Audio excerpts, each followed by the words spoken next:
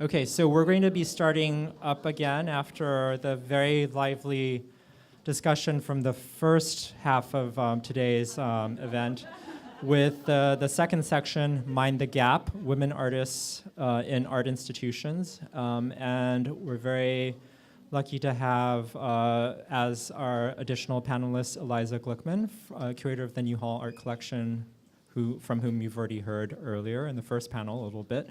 And also Pauline J from the M+ Museum with us. And so Eliza will speak first, and then I will speak, and then Pauline.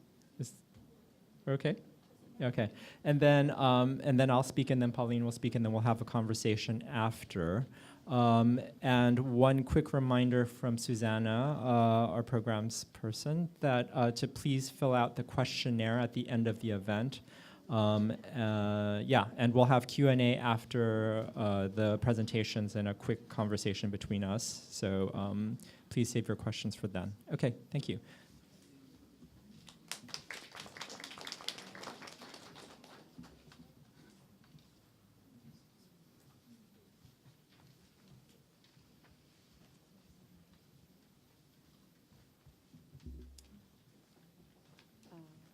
Great.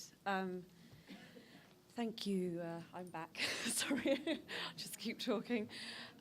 So I need to speak into this. Okay, so I was just going to give an introduction a bit more about the collection, and I already told you something before. So this is around a college in the UK at Cambridge University. It's one of the only 3 colleges for women that are left in the UK. And it was set up in the 50s, I think I explained, to provide spaces for women. So this is the building. It's Chamberlain, Powell and Bon architects, and it's a very modernist, brutalist space with a lot of grey walls. And at the moment, we have an exhibition about the work that I told you about, the Mary Kelly work. And when the collection began, it was called a women's art collection. And as I've hopefully made clear, I'm kind of pull away from the term women's art. But that's what it was called at the beginning. So this is the title of the exhibition that's on now of Mary's first acquisition, which really just explains how that acquisition was the catalyst for the art collection. So the college kind of continues to be an advocate for equality. They do a lot of work around a big project called Collaborating with Men at the moment, which is about workplace biases. And the collection really mirrors the work that the college does. So you can see here, this is the large dome, which you saw in the first picture. It's the dining room. It's got works by, on the far right there is Lubaina Himid, who last year won the Turner Prize in the UK, which is the largest prize for artists in the UK. Interestingly, that prize changed its rules this year so that artists over 50 could actually apply or be put forward for it. And Lubaina is the first artist over 50 to have won that prize. And it's a recognition, which is one of the tropes really of women artists as well, but obviously it's recognized across genders, that artists have sort of peak at different times in their career, and that perhaps we shouldn't be quite so ageist with our prizes, which we have been traditionally. So just showing you, this is work across the college. There's Bridget Riley there, Gretchen Albach, I'm trying to see, I've got a tiny picture here, Gillian Ayres, and this is a Barbara Hepworth sculpture in the gardens, and one by Naomi Press, who is a South African artist. I've been the curator there for the last 3 years. A lot of I've been talking about the representation of women artists a lot, and this was a piece of research that has been quite influential for me.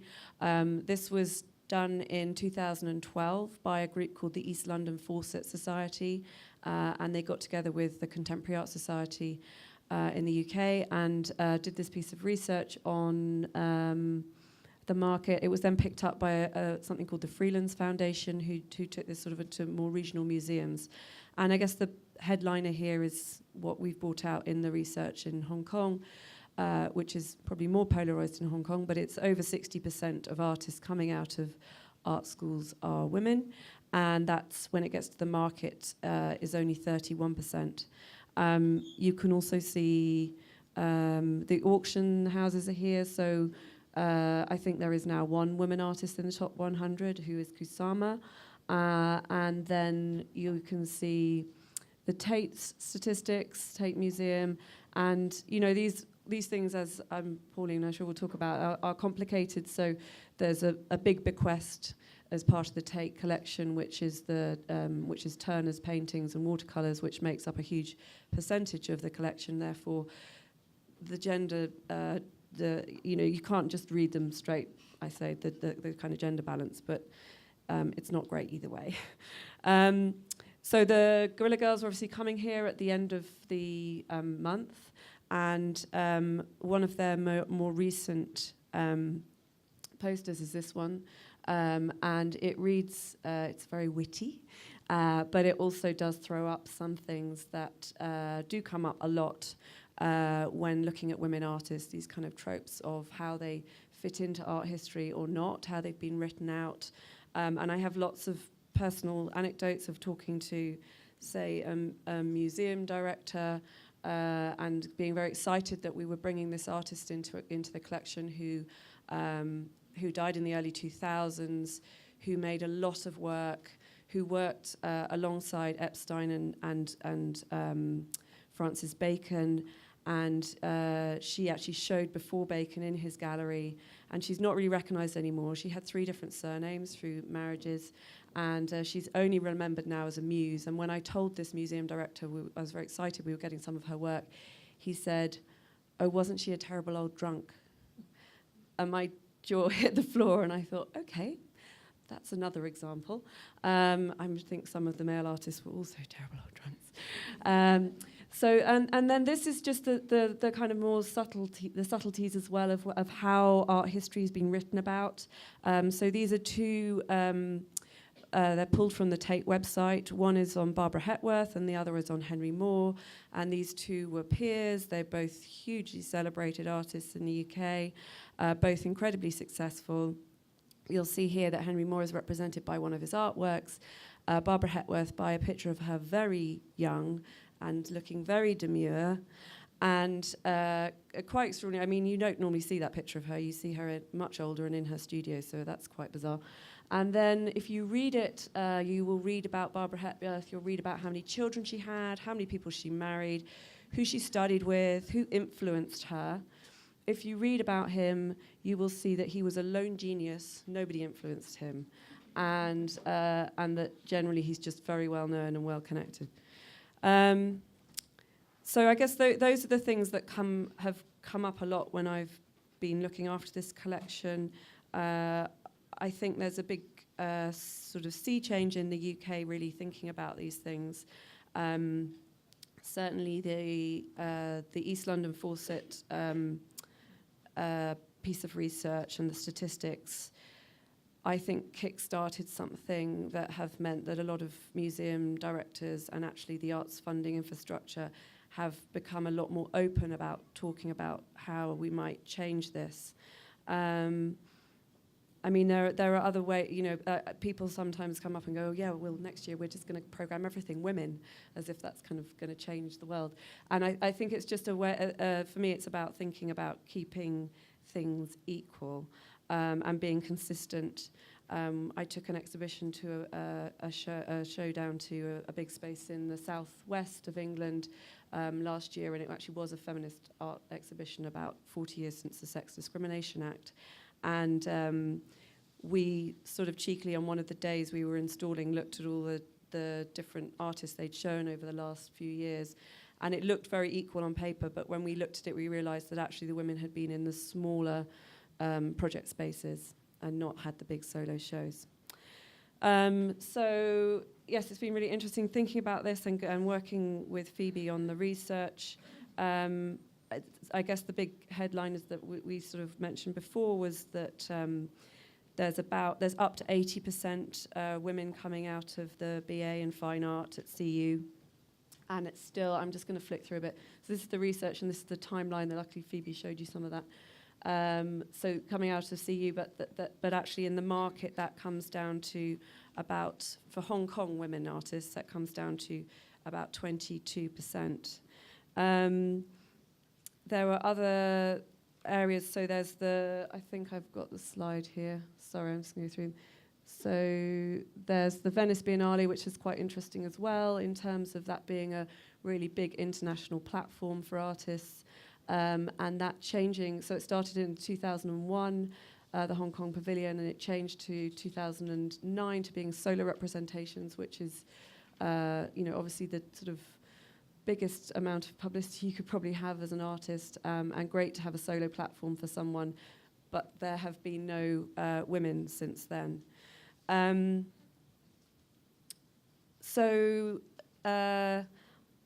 I suppose it's just a very interesting moment to think about all these things with M+ opening, Taekwon, and all the other commercial galleries kind of picking up, and with the Art Basel excitement building up. And just to think about that, one thing that Phoebe maybe didn't mention before as well was that a lot of the founders of those spaces, of Videotage, 4 out of the 7 founders of Parasite, etc., were all women. So there's been a really significant input from women over those periods, and I think just to be mindful, as everything gets very international and market-based, that those women carry on having a voice in Hong Kong. So, thank you.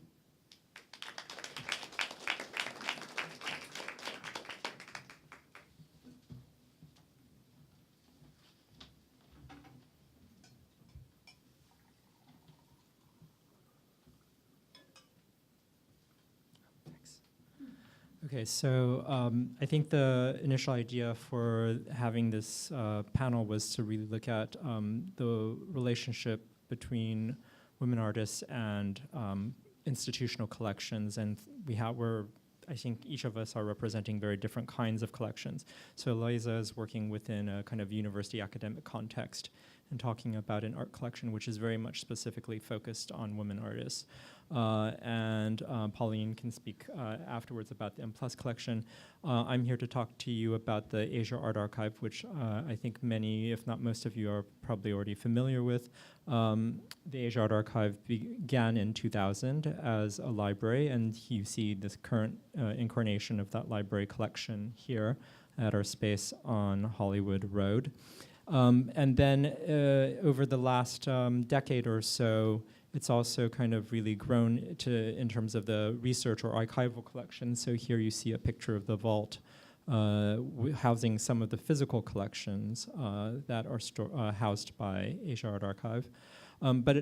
Primarily, I think most people access the collections online.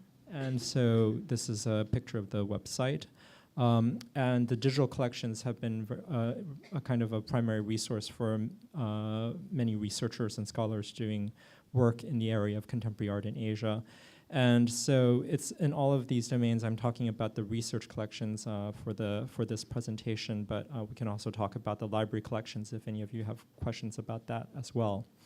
So the Asia Art Archive currently has 32 research collections that are online and available. So you see here kind of the screen that you come up to when you look for the research collections. And 2 of those collections are from women, Francesca Delago and Gita Kapoor. You can see here there's 5 others. So in other words, a total of 7 collections that originate from women donors. Some of these, as in the case of Gita Kapoor, come from a woman, but do not specifically pertain or are not primarily about women or women makers, women artists in particular.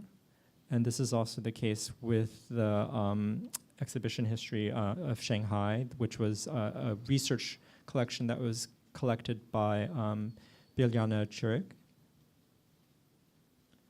And but at the same time, if you, I think, look through them, you can find elements of for doing research in the history of women artists and women writers and critics.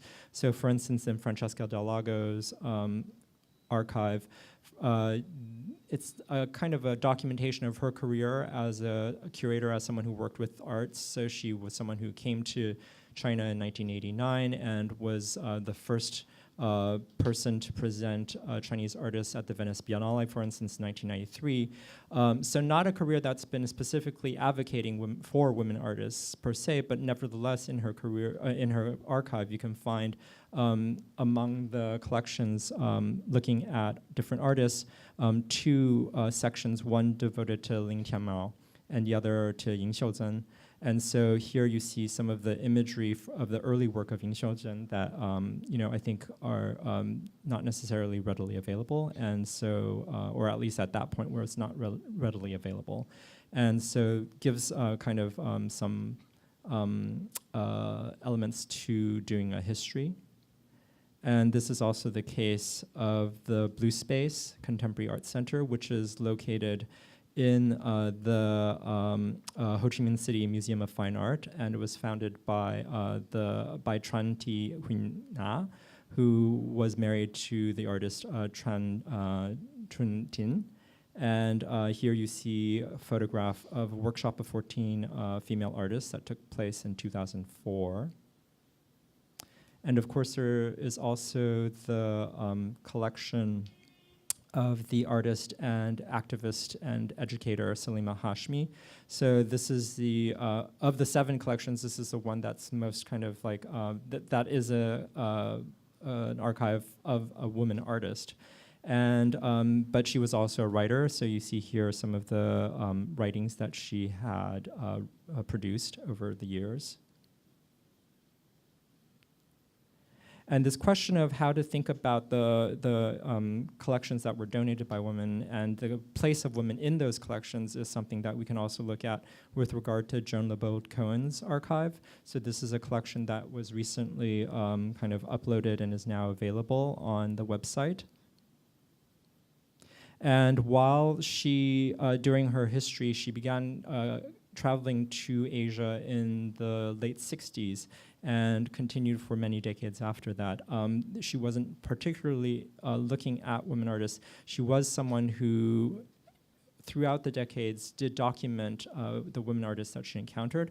And there was also, especially in 1995, following the 4th World Women's Conference that took place in Beijing, she was inspired by that conference and gathering and decided to kind of go out and document women artists who were working in China. And so there's about 30-some portraits as well as documentation of the work that she produced. And that's all in the archive. So there's portraits of the individual artists as well as documentation of their work. And the slides have all been digitized, and some of the photographs are available separately as well. And so the question is also like what to do about the situation, because I think part of the Asia Archive's imbalance is a reflection of the situation in Asia, in China specifically, where male artists are very much dominant. And part of it is addressing this in terms of the collection by going out and possibly thinking about how to expand the collections in ways that can really kind of help mitigate that imbalance. But then there's also ways of kind of looking at the presence of women in the collections that we do have, whether they come from women or not.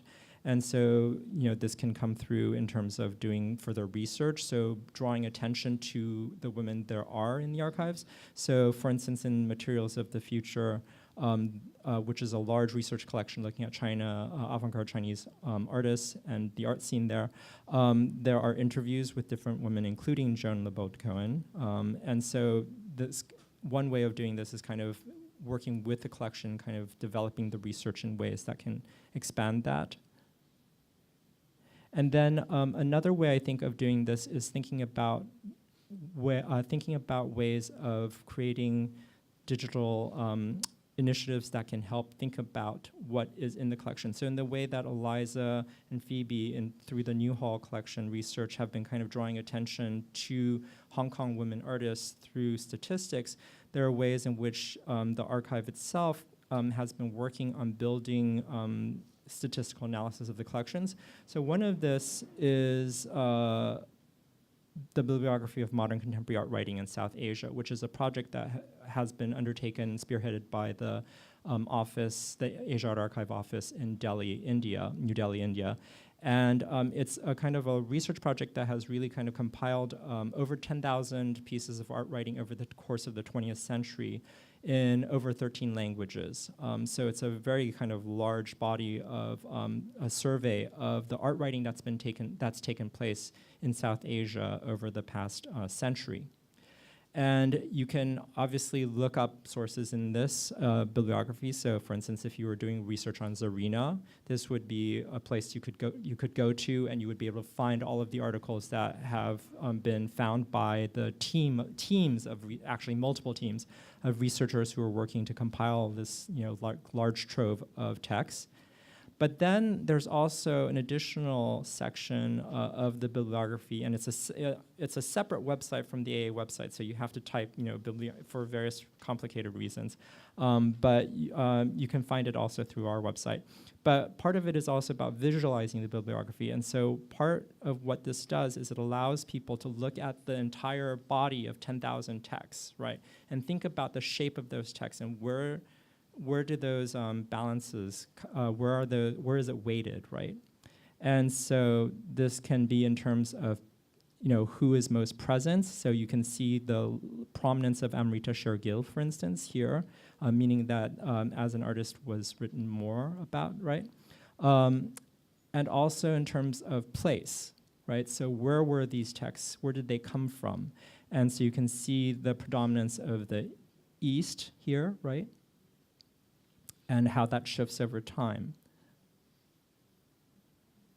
And also in terms of the language, right? So what are the different languages that were used for writing? Because of course India is a place where there were multiple languages. And so what we're doing now is the team in New Delhi is actually continuing this and working on genderizing all of the constituents, so all of the artists and writers that are featured in this bibliography, so that people will be able to see how many women were involved in the writing and in being written about in the course of this bibliography. And so you can get a sense of the evolution of the art scene in India and South Asia over the past century. So I think through these kinds of initiatives, we can really kind of expand the conversation and also give a clearer picture of the place of women artists and writers and curators over in all of Asia, right? And I think this is an important kind of move on the part of an institution that, as part of its name, really seeks to represent all of Asia and not just Hong Kong. Okay, so more conversations follow.